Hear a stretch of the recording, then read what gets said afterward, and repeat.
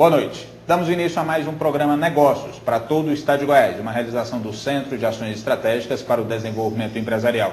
E hoje vamos entrevistar uma pessoa que visita Goiás e, evidentemente, está dando sua contribuição ao desenvolvimento e ao crescimento do nosso estado. É o senhor João Sixu, 49 anos, tem uma filha, é natural de São Paulo e mora no Rio de Janeiro há muitos anos. É bacharel em Ciências Econômicas, é mestre e doutor em Economia. Atualmente é diretor de Estudos e Políticas Macroeconômicas do IPEA e é professor do Instituto de Economia da UFRJ.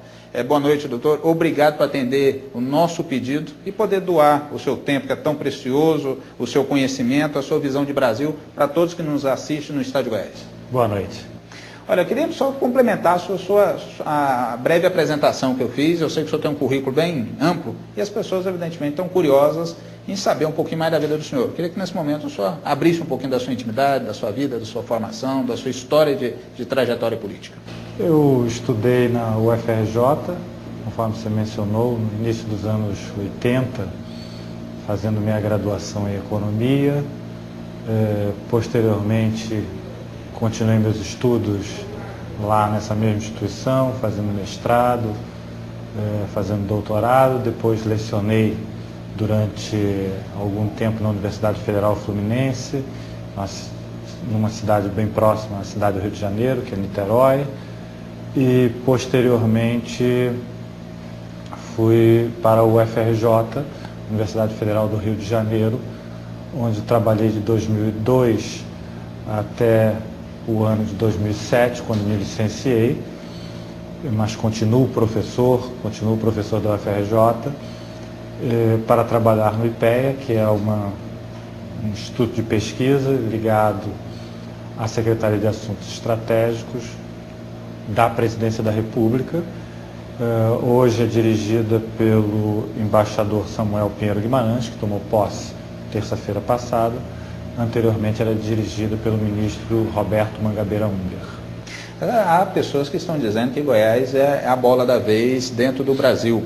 E, evidentemente, o senhor em Brasília, enxergando o Brasil de uma forma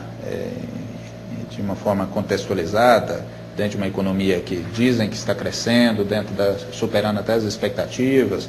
Eu queria que o senhor desse a sua impressão sobre Goiás dentro desse contexto nacional. Eu sei que o senhor conhece pouco de Goiás, mas eu queria saber do seu sentimento. Eu acho que Goiás é um exemplo de estado que vem se reorganizando. E o maior exemplo para mim do crescimento e desenvolvimento de uma região é a geração de empregos com carteira assinada. O estado de Goiás foi o estado que mais criou empregos com carteira assinada no mês de setembro, quando o Brasil criou 252 mil empregos. Goiás foi o estado que mais criou empregos e o Nordeste foi a região que mais criou empregos dentro desse quadro. Isso, então, mostra que o desenvolvimento brasileiro está sendo acompanhado por uma redução das desigualdades regionais. Emprego com carteira assinada é o símbolo maior, eu diria, de um progresso na direção do desenvolvimento. É onde nós temos uma indústria, temos uma empresa que contrata o trabalhador, que formaliza relações de trabalho, que dá garantias para o trabalhador, mas dá garantia para o empresário também. Então, o símbolo da formalização do negócio e do ambiente de desenvolvimento está na carteira de trabalho. E Goiás está seguindo esse caminho. Queria que o senhor comentasse, então, sobre um ponto que várias pessoas têm feito menção ao estado de Goiás quando dizem que aqui vai se crescer porque aqui nós temos mão de obra farta, diversidade de riqueza, nós temos a centralização do nosso estado, nós temos a Ferrovia Norte-Sul, que nos parece que vai sair do papel e vai possibilitar que essas riquezas se tornem mais importantes ainda para o restante do Brasil. Que isso seria a garantia, então, de um estado se tornar um estado extremamente forte, econômico e promissor. Queria que o senhor comentasse essa afirmação. De fato, tem fundamento? Goiás e alguns outros estados têm características semelhantes para levar uma economia ao desenvolvimento, que nós temos a sorte dada pela natureza de podermos fazer uma cadeia empresarial, desde o seu primeiro passo, que é o plantio de um determinado item qualquer, até o seu processamento, beneficiamento, e fazer essa cadeia formalizando relações de trabalho é o que um Estado, é o que um país precisa, E Goiás tem todas essas condições. E eu diria que Goiás e muitos outros estados.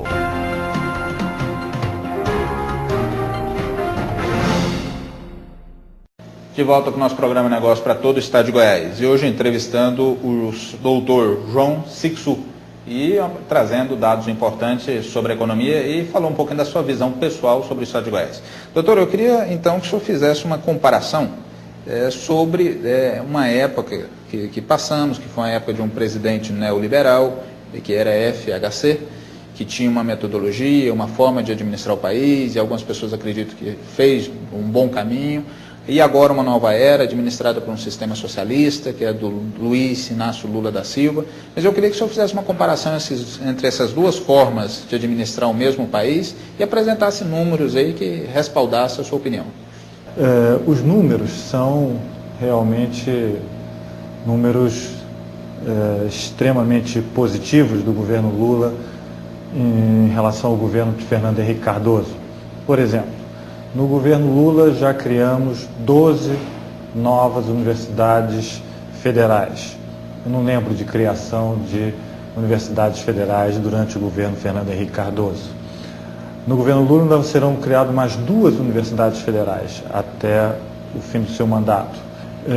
Durante o governo Fernando Henrique Cardoso, no seu último mês de governo, a Previdência Social pagou 21 milhões de benefícios. Há 8 meses atrás, o governo Lula pagou 26 milhões de benefícios na Previdência Social. O valor dos benefícios hoje é 20%, em termos reais, maior do que era com Fernando Henrique Cardoso. Nós acabamos o governo Fernando Henrique Cardoso com 207 mil militares. Hoje temos 243 mil militares. A Petrobras, durante o governo Fernando Henrique Cardoso, investia em média por ano 5,6 bilhões de dólares. Hoje investe em média, durante o governo Lula, 16,5 bilhões de dólares. Crescia naquela época menos que 2% em média. Hoje cresce um pouco mais que 4% em média. Então os números são realmente números fantásticos comparativamente a este passado recente, mas são números que eu gostaria de ressaltar ainda pequenos diante das nossas necessidades. Doutor, eu queria que o senhor deixasse um conselho para os empresários que estão nos assistindo, que às vezes faz críticas a esse sistema que nós acabamos de abordar, que é a forma do governo socialista atuar e executar. Temos que pensar o seguinte: quando o governo gasta com a Previdência Social, no final das contas, aquele dinheiro gasto pelo governo, ele vai parar lá na mão da empresa. Por que ele vai parar na mão da empresa? Porque quem recebe benefício da Previdência Social, por exemplo, ou do Bolsa Família, vai correndo gastar aquele dinheirinho na quitanda, no mercadinho, no supermercado. Isso gera emprego em muitas regiões. E o que gera emprego nas fábricas de massas, alimentos, etc.